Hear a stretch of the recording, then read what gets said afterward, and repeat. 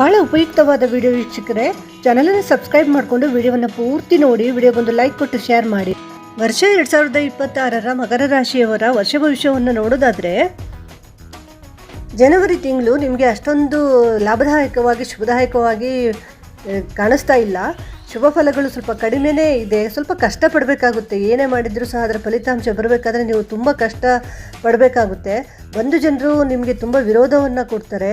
ತುಂಬ ವಿವಾದಗಳಲ್ಲಿ ನೀವು ಸಿಕ್ಕಾಕ್ಕೊಳ್ತೀರಾ. ಹಣಕಾಸಿನ ವ್ಯವಸ್ಥೆ ತುಂಬ ಕಠಿಣವಾಗುತ್ತೆ.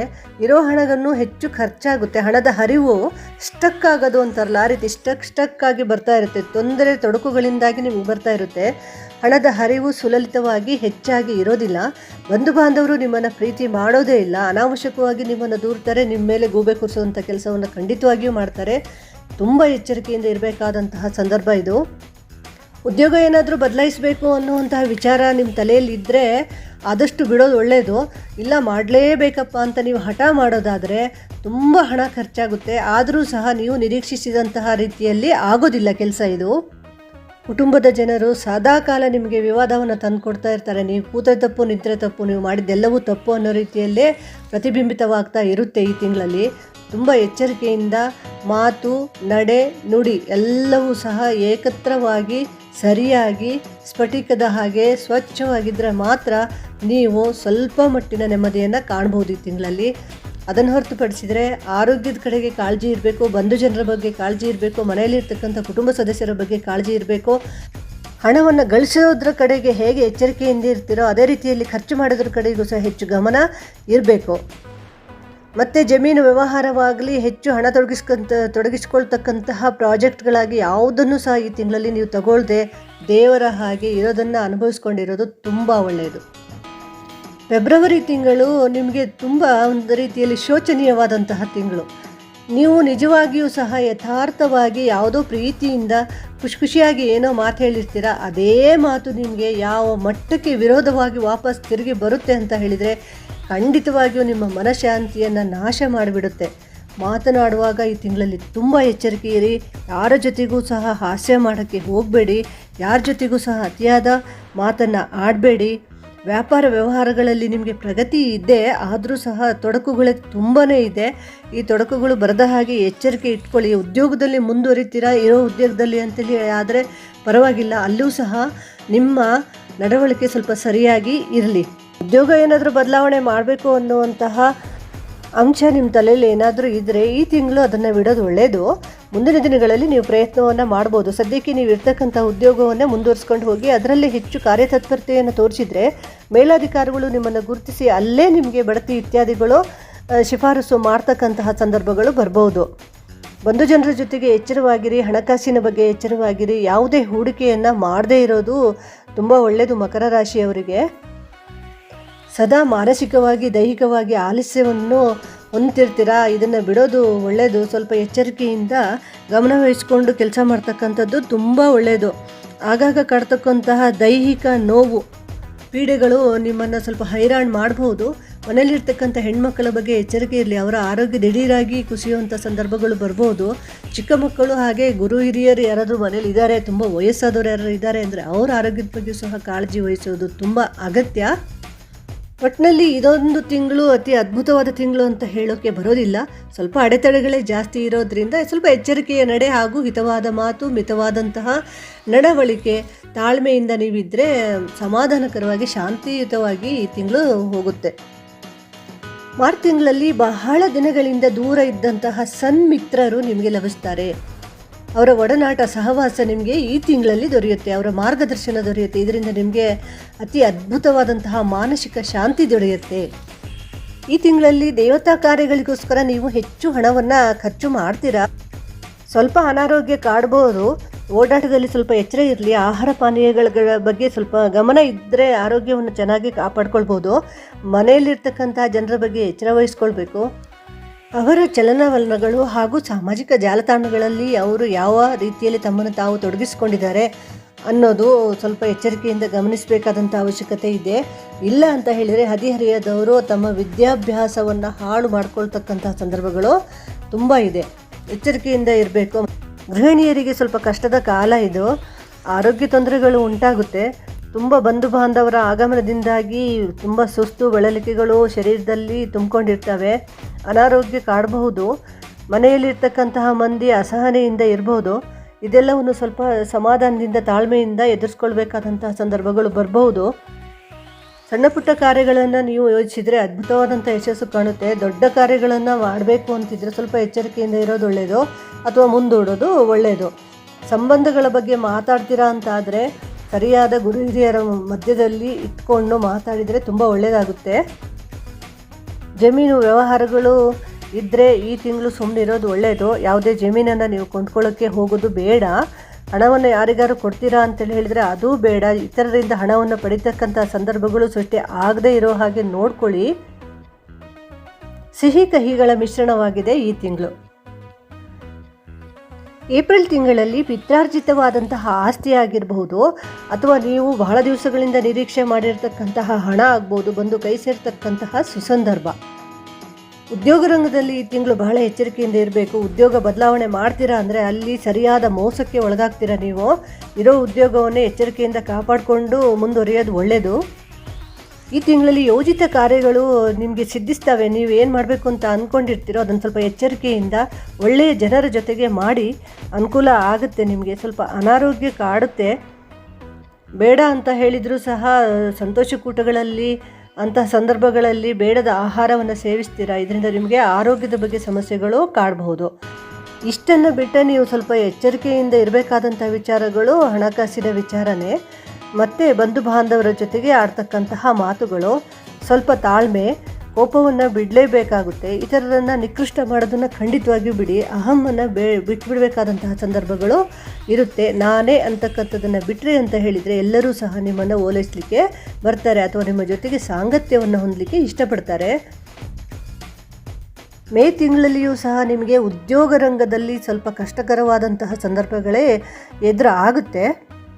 ವಿದ್ಯಾಭ್ಯಾಸಕ್ಕೆ ಆಗಲಿ ಅಥವಾ ಕಚೇರಿಯ ಕೆಲಸದ ಮೇಲಾಗಲಿ ಕಂಪನಿಯ ಕೆಲಸಗಳ ಮೇಲಾಗಲಿ ನೀವು ವಿದೇಶಗಳಿಗೆ ಹೋಗಿ ಬರ್ತಕ್ಕಂತಹ ಸಂದರ್ಭಗಳು ಒದಗಿ ಬರುತ್ತೆ. ಬಹಳ ಎಚ್ಚರಿಕೆಯಿಂದ ಹೋಗಬೇಕಾಗುತ್ತೆ. ನೀವು ಆಕಸ್ಮಿಕವಾಗಿ ಎಲ್ಲೋ ಸ್ವಲ್ಪ ಧನ ಬಂದರೂ ಸಹ ಈ ತಿಂಗಳಲ್ಲಿ ನಿಮಗೆ ಖಂಡಿತವಾಗಿಯೂ ಹಣದ ಮುಗ್ಗಟ್ಟು ಕಾಡುತ್ತೆ. ಕುಟುಂಬದವರ ಜೊತೆಗೆ ನೀವು ಸುಖವಾಗಿ ಇರ್ತೀರಾ. ಬಂಧು ಮಿತ್ರರು ನಿಮ್ಮನ್ನು ಈ ತಿಂಗಳಲ್ಲಿ ತುಂಬ ಚೆನ್ನಾಗಿ ಓಲೈಸ್ತಾರೆ. ಅವ್ರು ಓಲೈಸ್ತಾರೆ ಅಂತ ಅವ್ರ ಬಗ್ಗೆ ಹೆಚ್ಚು ನಂಬಿಕೆಯನ್ನು ಇಡಲಿಕ್ಕೆ ಹೋಗಬೇಡಿ.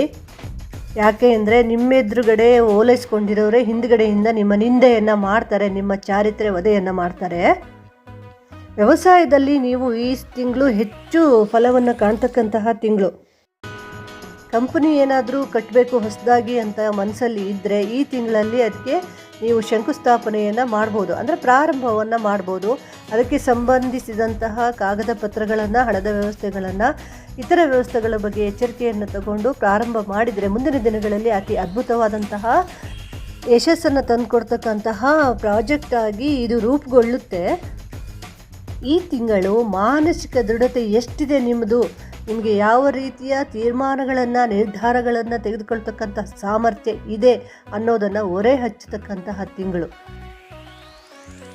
ಜೂನ್ ತಿಂಗಳಲ್ಲಿ ಹೆಚ್ಚು ಹಣಕಾಸಿನ ವ್ಯವಹಾರಗಳ ಬಗ್ಗೆ ಆತಂಕ ಬರ್ತಕ್ಕಂತಹ ಸಂದರ್ಭ.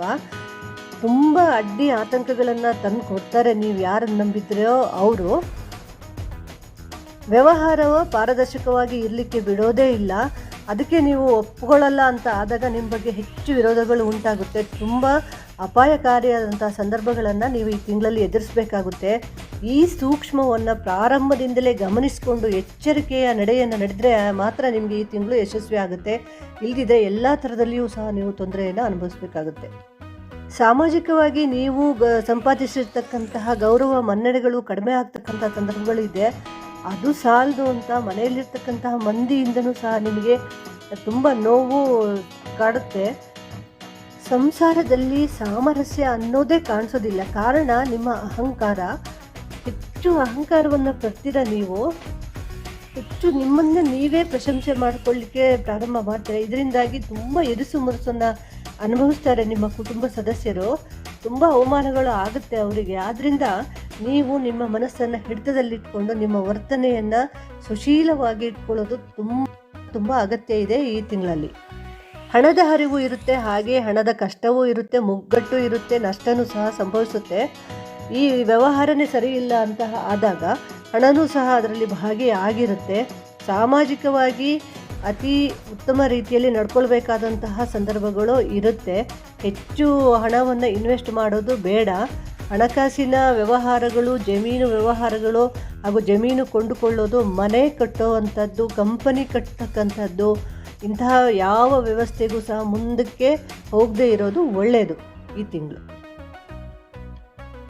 ಜುಲೈ ತಿಂಗಳು ನೀವು ಅತ್ಯಂತ ಸಹನೆಯಿಂದ ಇರಬೇಕಾದಂತಹ ತಿಂಗಳು. ಈ ತಿಂಗಳಲ್ಲಿ ನಿಮ್ಮ ತಾಳ್ಮೆ ಗೆಡಿಸ್ತಕ್ಕಂತಹ ಸಾಕಷ್ಟು ವಿಚಾರಗಳು ನಡೀತವೆ. ಬಹಳ ಸಹನೆ, ತಾಳ್ಮೆ, ಬುದ್ಧಿವಂತಿಕೆ, ಕೌಶಲ್ಯದಿಂದ ನಡ್ಕೊಳ್ಳುವಂತಹ ತಿಂಗಳು ಇದು. ಉದ್ಯೋಗ ಬದಲಾವಣೆ ಮಾಡಬೇಕು ಅಂದರೆ ಆ ನಿಟ್ಟಿನಲ್ಲಿ ನೀವು ಪ್ರಯತ್ನವನ್ನು ಮಾಡ್ಬೋದು. ನಿಮಗೆ ಹಣದ ಹರಿವು ಈ ತಿಂಗಳಲ್ಲಿ ಸ್ವಲ್ಪ ಹೆಚ್ಚು ಆಗುತ್ತೆ, ಖರ್ಚು ಸ್ವಲ್ಪ ಕಡಿಮೆ ಆಗುತ್ತೆ. ಆದ್ದರಿಂದ ನೀವು ಸ್ವಲ್ಪ ಹಣದ ವಿಚಾರದಲ್ಲಿ ಸ್ವಲ್ಪ ನೆಮ್ಮದಿಯನ್ನು ಕಂಡುಕೊಳ್ಬೋದು. ಚಿಕ್ಕ ಪುಟ್ಟ ಧನಲಾಭ ಆದರೂ ಸಹ ಖರ್ಚು ವೆಚ್ಚಗಳು ಇರೋದರಿಂದ ಅದು ಅಲ್ಲಿಂದಲ್ಲಿಗೆ ಆಗುತ್ತೆ. ವಿಶೇಷವಾದಂತಹ ಧನಲಾಭ ಏನೂ ಇರೋದಿಲ್ಲ. ಮನೆಯಲ್ಲಿ ಸಾಂಸಾರಿಕವಾಗಿ ಸೌಖ್ಯ ಇರುತ್ತೆ. ಬಂಧುವರ್ಗದವರು ನಿಮ್ಮನ್ನು ಪ್ರೀತಿಸ್ತಾರೆ. ಅವರ ಜೊತೆಗೆ ವ್ಯವಹಾರ ಮಾಡೋತ್ತಿಗೆ ಎಚ್ಚರ ಇರಲಿ. ಹಿಂದಿನ ದಿನಗಳಲ್ಲಿ ನೀವು ಮಾಡಿರ್ತಕ್ಕಂತಹ ಹಣಕಾಸಿನ ವ್ಯವಹಾರದಿಂದಾಗಿ ನಿಮಗೆ ಶತ್ರುಗಳ ಸಂಖ್ಯೆ ಹೆಚ್ಚಾಗುತ್ತೆ. ಹಿಂದಿನಿಂದ ಹೊಡಿತಕ್ಕಂತಹ ಸಂದರ್ಭಗಳು ಬರುತ್ತೆ. ಎಚ್ಚರಿಕೆಯಿಂದ ಇರಬೇಕು. ಧಾರ್ಮಿಕ ಕಾರ್ಯಗಳಲ್ಲಿ ಹೆಚ್ಚು ನೀವು ತೊಡಗಿಸ್ಕೊಳ್ತೀರಾ. ಅಂತಹ ಸಂದರ್ಭಗಳಲ್ಲಿಯೂ ಸ್ವಲ್ಪ ಎಚ್ಚರಿಕೆಯಿಂದ ಇರಬೇಕು. ಸದಾಕಾಲ ದೇವತಾ ಪ್ರಾರ್ಥನೆಯನ್ನು ಮಾಡೋದ್ರಿಂದ ಮನಸ್ಸನ್ನು ಸ್ಥಿಮಿತದಲ್ಲಿ ಇಟ್ಕೊಳ್ಬಹುದು. ದೈಹಿಕ ಹಾಗೂ ಮಾನಸಿಕ ಆರೋಗ್ಯವನ್ನು ಈ ತಿಂಗಳಲ್ಲಿ ಕಾಪಾಡಿಕೊಳ್ಬೇಕಾದಂಥದ್ದು ತುಂಬ ಅಗತ್ಯ ಇದೆ. ಬಂಧುವರ್ಗದವರು, ಮನೆಯ ಮಂದಿ ಎಲ್ಲರ ಜೊತೆಗೆ, ಸ್ನೇಹಿತರ ಜೊತೆಗೆ, ನೆರೆಹೊರೆಯವರ ಜೊತೆಗೆ ಅತ್ಯಂತ ಪ್ರೀತಿ, ಸೌಹಾರ್ದತೆಯಿಂದ, ತಾಳ್ಮೆಯಿಂದ ವರ್ತಿಸಿದರೆ ಈ ತಿಂಗಳಲ್ಲಿ ತುಂಬ ಶುಭವಾಗುತ್ತೆ. ಆಗಸ್ಟ್ ತಿಂಗಳಲ್ಲಿ ಆರೋಗ್ಯದ ಕಡೆಗೆ ಹೆಚ್ಚು ಗಮನವನ್ನು ಕೊಡಬೇಕಾದಂತಹದ್ದು ಕಂಡುಬರ್ತಾ ಇದೆ. ಶುಭ ಕಾರ್ಯಗಳನ್ನು ಏನಾದರೂ ಮಾಡಬೇಕು ಅಂತಿದ್ರೆ ಅಗತ್ಯವಾಗಿ ಮಾಡಬಹುದು, ಜಾಗ್ರತೆಯಿಂದ ಮಾಡಬೇಕಾಗುತ್ತೆ. ಶುಭ ಕಾರ್ಯಗಳನ್ನು ಮಾಡುವಾಗ ವಹಿಸಬೇಕಾದ ಎಚ್ಚರಿಕೆ ಅಂದರೆ ಕರೆದಿರ್ತಕ್ಕಂತಹ ಬಂಧುಗಳಲ್ಲಿ ವೈಮನಸ್ಯ ಉಂಟಾಗುತ್ತೆ. ಅದು ಚಿಕ್ಕದಿದ್ದು ದೊಡ್ಡದಾಗಿ ದೊಡ್ಡ ಕಲಹನೇ ಉಂಟಾಗತಕ್ಕಂಥ ಸಂದರ್ಭಗಳು ಏರ್ಪಡುತ್ತೆ. ಈ ಬಗ್ಗೆ ಸ್ವಲ್ಪ ಎಚ್ಚರಿಕೆಯಿಂದ ನೀವು ವ್ಯವಹಾರವನ್ನು ಮಾಡಬೇಕಾಗುತ್ತೆ, ಮಾತುಕತೆಯನ್ನು ಆಡಬೇಕಾಗುತ್ತೆ. ಸಂಬಂಧಿಕರು ಯಾರೇ ಬರಲಿ ಅಂತಸ್ತಿಗೆ ತಕ್ಕ ಹಾಗೆ, ಅವರ ವಯಸ್ಸಿಗೆ ತಕ್ಕ ಹಾಗೆ ಗೌರವವನ್ನು ನೀವು ಕೊಡಬೇಕಾಗುತ್ತೆ. ಇಲ್ಲ ಇದರ ಪರಿಣಾಮ ತುಂಬ ಕೆಟ್ಟದಾಗಿ ನಿಮಗೆ ಕಂಡು ಬರುತ್ತೆ. ಹೆಚ್ಚು ಸಂಚಾರವನ್ನು ಮಾಡ್ತೀರಾ, ವಾಹನದಲ್ಲಿ ಹೋಗುವಾಗ ಸ್ವಲ್ಪ ಎಚ್ಚರಿಕೆ ಇರಲಿ. ಯಾವ ಕಾರಣಕ್ಕೂ ಕೇವಲ ಸ್ನೇಹಿತರ ಜೊತೆಗೆ ಪ್ರಯಾಣವನ್ನು ಮಾಡಬೇಡಿ. ಬಂಧುಗಳು, ನೆಂಟರಿಷ್ಟರು ಅಥವಾ ಯಾರಾದರೂ ಕುಟುಂಬ ವರ್ಗದವರು, ಮನೆಯವರು ಯಾರಿದ್ದರೆ ಅವ್ರ ಜೊತೆಗೆ ನೀವು ಪ್ರವಾಸವನ್ನು ಕೈಗೊಳ್ಬೋದು. ಪ್ರವಾಸಕ ಸಮಯದಲ್ಲಿ ಎಚ್ಚರಿಕೆಯಿಂದ ಇರಬೇಕು. ಈ ತಿಂಗಳಲ್ಲಿ ಹೆಚ್ಚು ಕೋಪವನ್ನು ಮಾಡ್ತೀರಾ, ಅನಾವಶ್ಯಕವಾಗಿ ರೇಗಾಡ್ತಿರ್ತೀರಾ, ಕೂಗಾಡ್ತಿರ್ತೀರಾ. ಇದನ್ನು ನೀವು ಸ್ವಲ್ಪ ತಡಿಬೇಕು. ತಾಳ್ಮೆ ತಗೊಂಡ್ರೆ ತುಂಬ ಒಳ್ಳೆಯದು. ಕಾರಣನೇ ಇರೋಲ್ಲ, ಪಾಪ ಎದುರುಗಡೆಯವರು ತುಂಬ ಹಿಂಸೆಯನ್ನು ಅನುಭವಿಸಬೇಕಾದಂತಹ ಪರಿಸ್ಥಿತಿಯನ್ನು ತಂದುಕೊಡ್ತೀರ ನೀವು. ಇದನ್ನು ಸ್ವಲ್ಪ ನೀವು ಅವಾಯ್ಡ್ ಮಾಡಬೇಕಾದಂಥ ಪರಿಸ್ಥಿತಿ ಇದೆ. ಇಲ್ಲದಿದ್ದರೆ ಅದು ದೊಡ್ಡ ಜಗಳ ಆಗಿ ಅದು ತುಂಬ ವಿಕೋಪಕ್ಕೆ ಹೋಗ್ತಕ್ಕಂಥ ಪರಿಸ್ಥಿತಿಗಳು ಬರ್ಬೋದು. ಈ ತಿಂಗಳಲ್ಲಿ ಹಣದ ಹರಿವು ಏನೋ ಇರುತ್ತೆ, ಆದರೆ ಖರ್ಚು ಸಹ ಅಷ್ಟೇ ಇರುತ್ತೆ. ಅತಿಯಾದ ಧನಲಾಭ ಅಂತ ಏನೂ ಇರೋದಿಲ್ಲ. ಮಾಮೂಲಾಗಿ ಈ ತಿಂಗಳು ನಡೆದು ಹೋಗುತ್ತೆ. ಸ್ವಲ್ಪ ತಾಳ್ಮೆ, ಬುದ್ಧಿವಂತಿಕೆ ಹಾಗೂ ಎಚ್ಚರಿಕೆಯಿಂದ ಕಾಳಜಿ ವಹಿಸಿಕೊಂಡು ಮನೆಯವರ ಬಗ್ಗೆ ಎಲ್ಲ ಸ್ವಲ್ಪ ಮುತುವರ್ಜಿಯಿಂದ ಇದ್ದರೆ ಯಾವ ತೊಂದರೆಗಳು ಆಗೋದಿಲ್ಲ. ಸೆಪ್ಟೆಂಬರ್ ತಿಂಗಳಲ್ಲಿ ನೀವು ವಾಹನದಲ್ಲಿ ಚಲಿಸುವಾಗ ಹೆಚ್ಚು ಎಚ್ಚರಿಕೆಯನ್ನು ತಗೊಳ್ಬೇಕು. ಅಪಘಾತಗಳು ಸಂಭವಿಸ್ತಕ್ಕಂತಹ ಸಂದರ್ಭಗಳಿದೆ. ಮನೆ ದೇವರ ದರ್ಶನ ಮಾಡಿದರೆ ತುಂಬ ಒಳ್ಳೆಯ ಫಲವನ್ನು ಕಾಣ್ತೀರಾ. ಎಷ್ಟೋ ವರ್ಷದಿಂದ ಅದ್ರ ಬಗ್ಗೆ ನಡ್ಕೊಳ್ದೇ ಇದ್ದರೆ ಈಗ ಹೋಗಿ ಅದನ್ನು ಪೂಜೆ ಪುನಸ್ಕಾರಗಳನ್ನು ಮಾಡಿ ಬರೋದ್ರಿಂದ ಅತ್ಯಂತ ಶುಭ ಫಲ ನಿಮಗೆ ದೊರೆಯುತ್ತೆ. ಉತ್ತಮವಾದಂತಹ ಪರಿಶ್ರಮ ಹಾಕಿರ್ತೀರ, ಉತ್ತಮವಾದಂತಹ ಫಲನೇ ಬರುತ್ತೆ. ಬುದ್ಧಿ ಕೌಶಲ್ಯಗಳು ನಿಮ್ಮನ್ನು ಆಳ್ತಕ್ಕಂತಹ ತಿಂಗಳು ಇದು. ಮನೆ ಖರೀದಿ, ಸೈಟು ಖರೀದಿ, ಜಮೀನು ಖರೀದಿ ಅಥವಾ ಕಾರ್ಖಾನೆಗಳು, ಕಂಪ್ನಿಗಳು ಕಟ್ಟುವಂಥದ್ದು, ವ್ಯಾಪಾರವನ್ನು ಹೊಸದಾಗಿ ಶುರು ಮಾಡುವಂಥದ್ದು, ವ್ಯಾಪಾರಕ್ಕೆ ಅತಿಯಾಗಿ ಹೆಚ್ಚು ಬಂಡವಾಳವನ್ನು ಹಾಕ್ತಕ್ಕಂಥದ್ದು, ಇವೆಲ್ಲವನ್ನು ಈ ತಿಂಗಳಿನಲ್ಲಿ ನೀವು ನಿಲ್ಲಿಸಿದರೆ ತುಂಬ ಒಳ್ಳೆಯದು. ಯಾಕೆ ಅಂದರೆ ಅದರಿಂದ ತುಂಬ ನಷ್ಟಗಳು ಉಂಟಾಗುತ್ತೆ.